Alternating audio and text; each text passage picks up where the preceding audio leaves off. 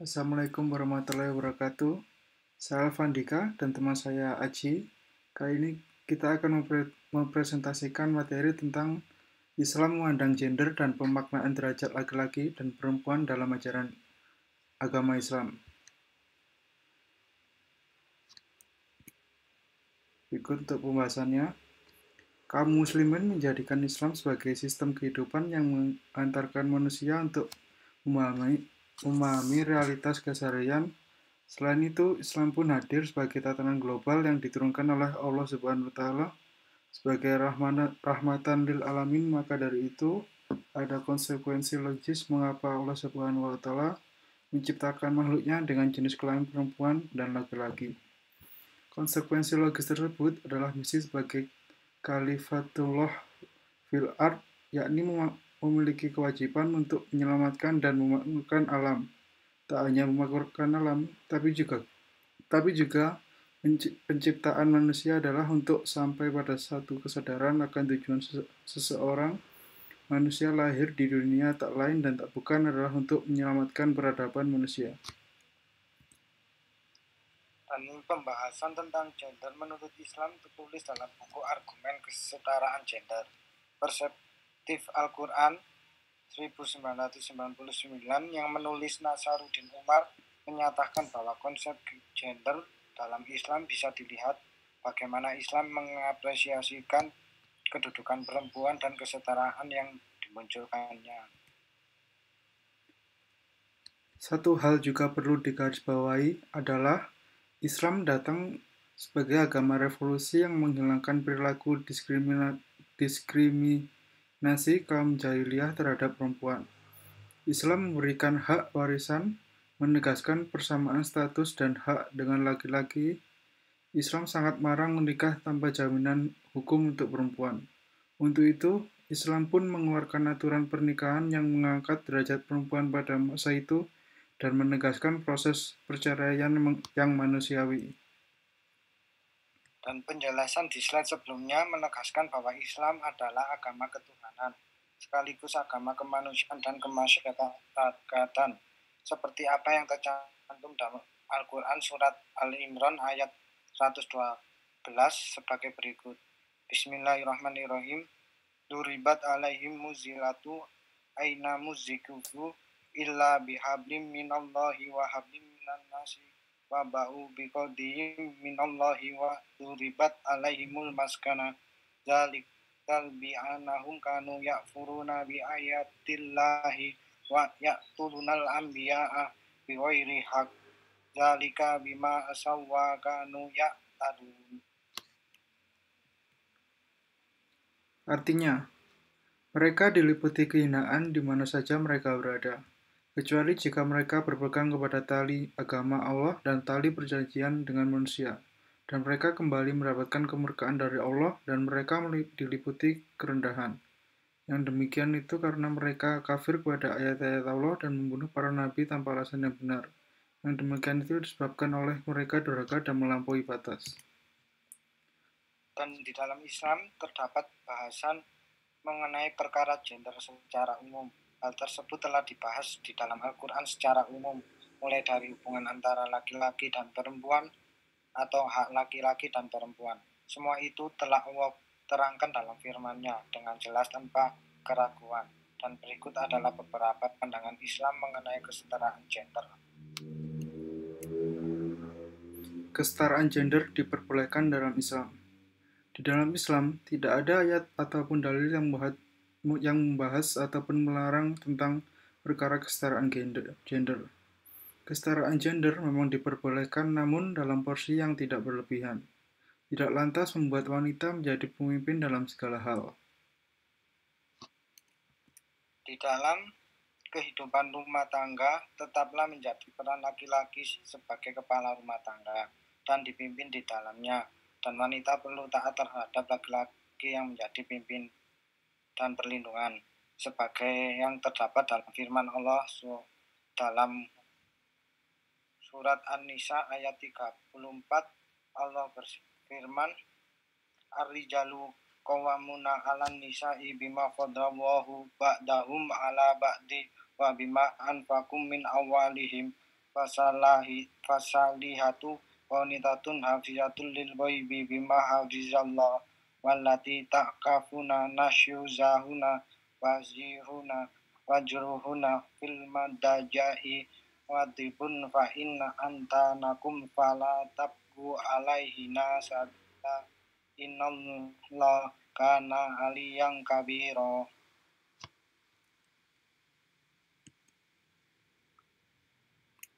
Terjemahnya, laki-laki, suami itu pelindung bagi perempuan, karena Allah telah melebihkan sebagai mereka laki-laki atas bagian yang lain, dan mereka laki-laki itu telah memberikan nafkah dari hartanya. Maka perempuan-perempuan yang saleh adalah mereka yang taat kepada Allah dan menjaga diri ketika suaminya tidak ada, karena Allah telah menjaga mereka. Perempuan-perempuan yang kamu khawatirkan akan nusyus, hendaklah kamu beri nasihat kepada mereka. Tinggalkanlah mereka di tempat tidur, pisah ranjang, dan jika diperlukan, pukullah mereka. Tetapi jika mereka menaatimu, maka janganlah kamu mencari alasan untuk menyusahkannya. Sungguh Allah Maha Tinggi, Maha Besar. Dan wanita diperbolehkan menuntut ilmu setinggi-tingginya. Sebelum adanya kesetaraan gender, wanita tidak diperbolehkan untuk menuntut ilmu, dengan dalih bahwa wanita pada akhirnya hanya akan mengerjakan tugas rumah tangga. Jadi mereka tidak perlu memiliki ilmu. Opini masyarakat yang seperti itu sebenarnya tidaklah benar dan harus dihilangkan, dikarenakan menuntut ilmu itu adalah sebagian dari perbuatan baik. Dan wanita pun juga membutuhkan ilmu untuk berkembang dalam kehidupan mereka dan untuk diajarkan kepada anak-anak mereka. Dan sekarang wanita sudah dapat menuntut ilmu setinggi-tingginya dan tidak melupakan kewajiban sebagai seorang wanita. Ada batasan dalam kesetaraan gender. Wanita boleh saja sejajar dengan pria dalam banyak bidang. Namun, wanita tetaplah tidak boleh berada di syaf yang sama ketika ibadah syalat. Dan imam tetaplah peran pria. Kesetaraan gender memang diperbolehkan dalam Islam. Namun ada batasan-batasannya sesuai dengan kodrat laki-laki dan wanita. Allah memandang kedudukan laki-laki dan wanita sama.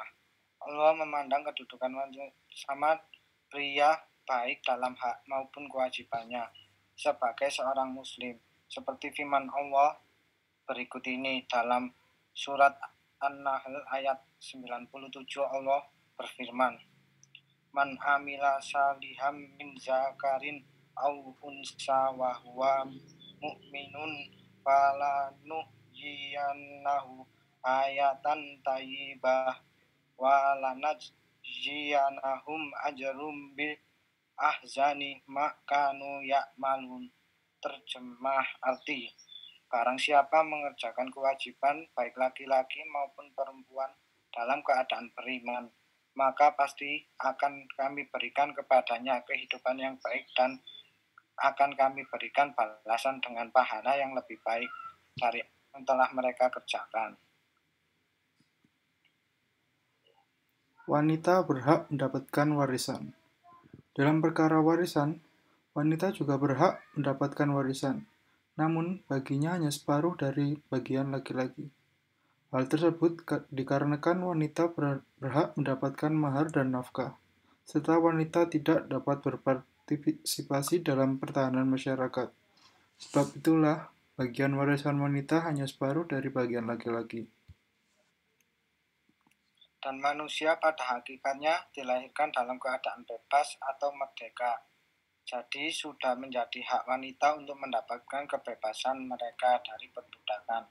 Dan Islam pun melarang umatnya untuk menjadikan wanita sebagai budak. Dan kedudukan wanita lebih mulia dan istimewa. Di dalam Islam, kedudukan wanita lebih mulia dibandingkan kaum pria. Hal tersebut pun dikatakan dalam beberapa hadis. Dari Abu Hurairah R.A., ia berkata, ada seorang datang menemui Rasulullah SAW dan bertanya, wahai Rasulullah, kepada siapakah aku selayaknya berbuat baik? Beliau menjawab, kepada ibumu. Orang tadi bertanya kembali, Lalu kepada siapa lagi Rasulullah? Rasulullah menjawab, ibumu. Kemudian ia mengulangi pertanyaan dan Rasulullah tetap menjawab, kepada ibumu. Ia bertanya kembali. Setelah itu, kepada siapa lagi? Beliau menjawab, kepada bapakmu.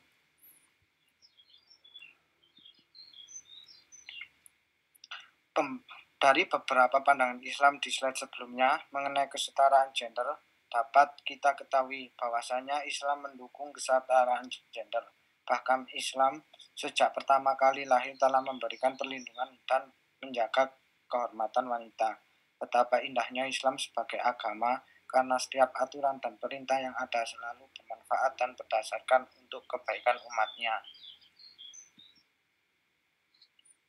Persamaan perempuan dan laki-laki dalam kemanusiaan. Dalam hal kemanusiaan, secara definitif, perempuan memiliki kesamaan dengan laki-laki. Al-Quran mengungkapkan persamaan esensi kemanusiaan perempuan dan laki-laki dalam beberapa pendekatan. Karakteristik penting yang merupakan keutamaan manusia atas makhluk lainnya antara lain kemampuan memahami konsep universal, reduksi, memahami kebaikan dan keburukan, memilih penerima tanggung jawab, serta kemampuan dalam upaya mencapai kesempurnaan diri. Al-Quran dalam surah Al-A'raf ayat 19-24 dan surat Al-Ahzab ayat 72-73 mengisyaratkan persamaan perempuan dan laki-laki dalam hal menerima taklif atau tugas dan tanggung jawab, persamaan dalam hal pahala dan hukum untuk perbuatan yang serupa. Ali Imran ayat 195 dan An-Nisa ayat 124. Persamaan keduanya dalam hal akal praktis, khususnya pemahaman akan baik buruknya sesuatu dan dorong untuk condong kepada baik atau buruk. Al-Imran ayat 17, Al-Ahzab ayat 35. Dan persamaan dalam pencapaian kehidupan yang baik pada surat An-Nahl ayat 96. Dalam ayat 12 surah Al-Hadid, Allah berfirman, yaitu pada hari ketika kamu melihat orang mukmin laki-laki dan perempuan, sedang cahaya mereka bersinar di hadapan dan di sebelah kanan mereka, dikatakan kepada mereka, pada hari ini ada berita gembira untukmu, yaitu surga yang mengalir di bawahnya sungai-sungai, yang kamu kekal di dalamnya. Itulah keberuntungan yang besar. Perumpamaan dan laki-laki diciptakan dari satu hakikat atau nafs. Al-Quran surah An-Nisa ayat 1. Hai sekalian manusia, bertakwalah kepada Tuhanmu yang telah menciptakan kamu dari hakikat nafs yang satu dan daripada Allah menciptakan istrinya. Dan daripada keduanya Allah memperkembangkan biakan laki-laki dan perempuan yang banyak. Selanjutnya surah Ar-Rum ayat 21. Dan di antara tanda-tanda kekuasaannya ialah Dia menciptakan untukmu istri-istri dari jenismu sendiri. Dari ayat ini dapat disimpulkan bahwa apapun hakikat nafs yang dimaksud, setiap manusia dan pasangannya memiliki kesamaan dalam hakikat tersebut. Gender sebagai aspek fisiologis dalam proses terciptanya manusia. Bukankah dia dahulu setetes air yang ditumpahkan ke dalam rahim, kemudian air itu menjadi segumpal darah, lalu Allah menciptakannya dan menyempurnakannya, lalu Allah menjadikan daripadanya sepasang laki-laki dan perempuan. Surat Al-Qiyamah 37-39. Ayat-ayat yang berisi tentang proses penciptaan manusia menunjukkan ruh sebagai unsur asli dan fisik sebagai unsur tambahan. Ayat tersebut menyatakan bahwa penciptaan jenis kelamin terjadi pada proses kemunculan fisik. Sebagian ulama menggunakan prinsip tajarud, terbebasnya ruh dari materi, sebagai argumen persamaan derajat kemanusiaan perumpamaan dan laki-laki. Ayatullah Amuli dalam bukunya Keindahan dan Keagungan Wanita menyatakan bahwa ruh terbebas dari muatan materi, sedangkan fisik merupakan materi. Beliau menggunakan istilah ruh untuk kata nafs. Oleh karena itu, perempuan dan laki-laki memiliki kesamaan dalam ruh insan. Hakikat manusia kembali pada ruh, bukan badan. Maka perempuan dan laki-laki sama dengan kemanusiaan. Persamaan dalam kemampuan spiritual. Tingkat tertinggi dalam keyakinan adalah pemahaman hakikat tanpa perantara yang dapat dicapai melalui praktek penyucian diri, yaitu takwa dan kontrol diri. Proses pemahaman ini disebut dengan istilah syuhud, yang bermakna penyaksian. Pemahaman ini tidak dipengaruhi oleh sistem syaraf otak dan emosional serta hal yang berkaitan dengan fisik lainnya. Karena itu, keterbatasan materi yang termanifestasi dalam keterbatasan fisik tidak berpengaruh negatif pada penyaksian. Terdapat beberapa ayat Al-Quran yang menyatakan persamaan potensi perempuan dan laki-laki dalam meraih derajat takwa tertinggi. Misalnya ayat 13 surah Al-Hujurat. Bismillahirrahmanirrahim. Ya ayuhan nasu inna khalaqnakum min zakari wa unsa wa jalnakum syuba wa kabaila litarafu inna akramakum indallahi atqakum innallaha alimun kabir. Hai manusia, sesungguhnya kami menciptakan kamu dari seorang laki-laki dan seorang perempuan dan menjadikan kamu bangsa-bangsa dan bersuku-suku supaya kamu saling kenal mengenal. Sesungguhnya seorang yang paling mulia di antara kamu di sisi Allah ialah orang yang paling takwa di antara kamu. Terima kasih. Sekian presentasi dari kami. Assalamualaikum warahmatullahi wabarakatuh.